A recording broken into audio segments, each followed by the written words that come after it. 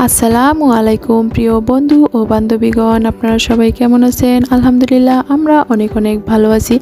আজ আমি আমার বাসায় খেজুর গুড়ের পায়েস রান্না করব, আর আমি কিভাবে খেজুর গুড়ের পায়েস রান্না করব সেটাই আমি আপনাদের সাথে শেয়ার করব। আমি এখানে পাতিলে গরুর 1 লিটার দুধ নিয়ে নিয়েছি। এতক্ষণ চুলা অফ ছিল, এখন আমি চুলাটা ধরিয়ে দিলাম। শীতকালে খেজুর গুড়ের পায়েস খেতে কিন্তু অনেক মজা লাগে, আর খেজুর গুড়ের পায়েস না খেলে কি চলে বলুন? এজন্য আমার বাসায় আজ খেজুর গুড়ের পায়েস রান্না করব। এখন আমি এখানে 1 চিমটি লবণ দিয়ে দিচ্ছি, যাতে করে মিষ্টির ব্যালেন্সটা ঠিক থাকে। আর এখন আমি এর মধ্যে দিয়ে দিব 2 টুকরা দারচিনি আর 2টা এলাচ, আর তাতে করে কি হবে, সুন্দর একটা ফ্লেভার আসবে। আর এখন আমি 5 মিনিটের মতো অপেক্ষা করব দুধটা বলক আসা পর্যন্ত। দুধটার বলক চলে এসেছে, এখন আমি নাড়তেছি, ভালো করে নেড়ে নিচ্ছি যাতে করে দুধটা পড়ে না যায়। আর চুলার আঁচটা এখন আমি একটু কমিয়ে দিব, না হলে দুধ উতলে পড়ে যাবে। আর এদিকে দেখুন, আমি হাফ কাপ পোলাওয়ের চাউল নিয়ে নিয়েছি। এটা হচ্ছে চিনি গুঁড়া পোলাওয়ের চাউল।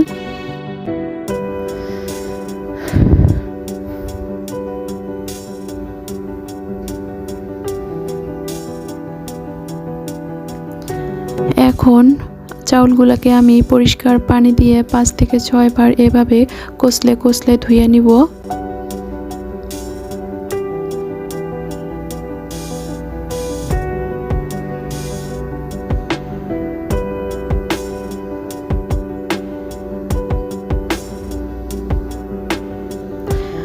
আর আমার চাউল ধোয়া হয়ে গেছে, আমি পানিগুলো ফালাচ্ছি।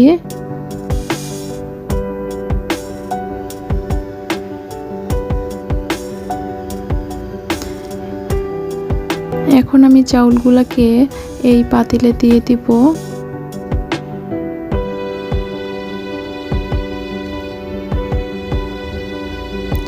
আর আমার চুলার আঁচটা কিন্তু এখনো একদম কমিয়ে দিয়েছি।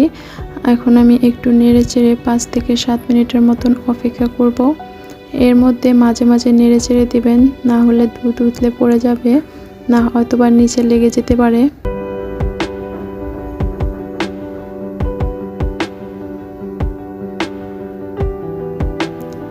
5-7 মিনিট পর আমি আপনাদেরকে দেখাচ্ছি। দেখুন, চাউলটা অর্ধেক ফুটে গেছে, মানে অর্ধেক সিদ্ধ হয়ে গেছে।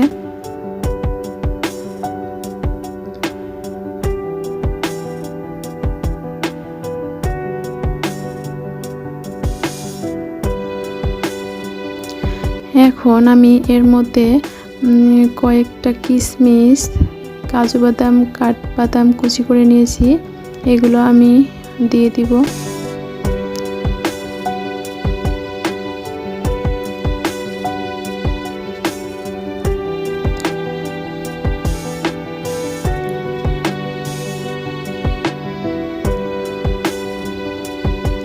আমার দিয়ে দেওয়া হয়ে গেছে, আমি একটু নেড়ে দেখাচ্ছি আপনাদের।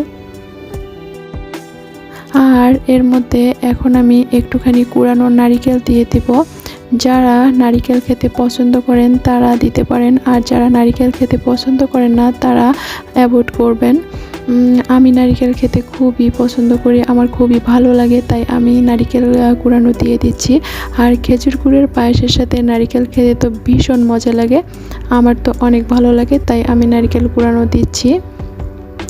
এখন আমি নারকেল কুড়ানো দিয়ে দেওয়া শেষ করে আমি একটু নেড়ে চেড়ে নিই। আমি 5 মিনিটের মতো অপেক্ষা করব চাউলটা সিদ্ধ হওয়া পর্যন্ত।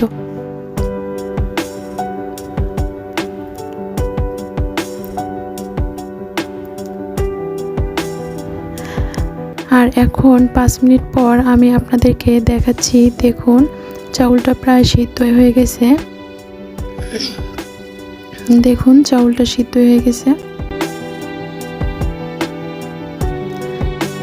এখন এর মধ্যে আমি হাফ কাপ খেজুর গুড় দিয়ে দিচ্ছি, আর এই খেজুর গুড়টা কিন্তু বাড়ি থেকে নিয়ে আসা খেজুর গুড়।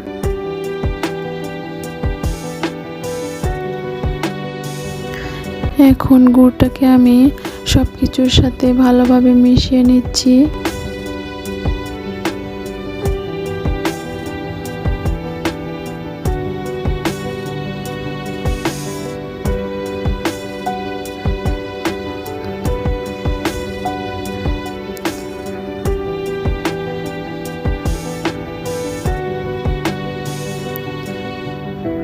আমার মেশানো হয়ে গেছে।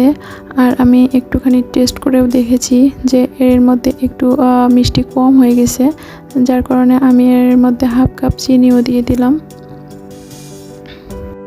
আপনারা যেরকম মিষ্টি খেতে পছন্দ করেন সেই অনুযায়ী মিষ্টি দিয়ে দিবেন। আপনারা যদি মিষ্টি বেশি খেতে পছন্দ করেন তাহলে বাড়ায় দিবেন, আর যদি মিষ্টি কম খেতে পছন্দ করেন তাহলে মিষ্টি একটু কমায় দিবেন। চিনি গুড় দেওয়ার পর আমি 5 মিনিটের মতো ভালোভাবে জাল করে নিয়েছি। আর 5 মিনিট জাল করার পর দেখুন কতটা সুন্দর হয়ে গেছে। এখন আমি এটাকে নামিয়ে নিব। আমার পায়েস একদম রেডি। এটার আমি চুলা এখন অফ করে দিয়েছি। আর এখন আমি আপনাদেরকে পরিবেশন করে দেখাচ্ছি। দেখুন কত সুন্দর খেজুর গুড়ের পায়েস। আর খেজুর গুড়ের পায়েস খেতে যে কি মজা, আপনারা না খেলে বুঝতে পারবেন না। অবশ্যই একবার ট্রাই করবেন। খেতে কিন্তু মানে অসাধারণ, কি বলবো আপনাদেরকে। খেজুর গুড়ের পায়েস যে কত মজা, গুড়ের পায়েস আপনারা না খেলে বুঝতেই পারবেন না। আপনারা অবশ্যই একবার ট্রাই করবেন।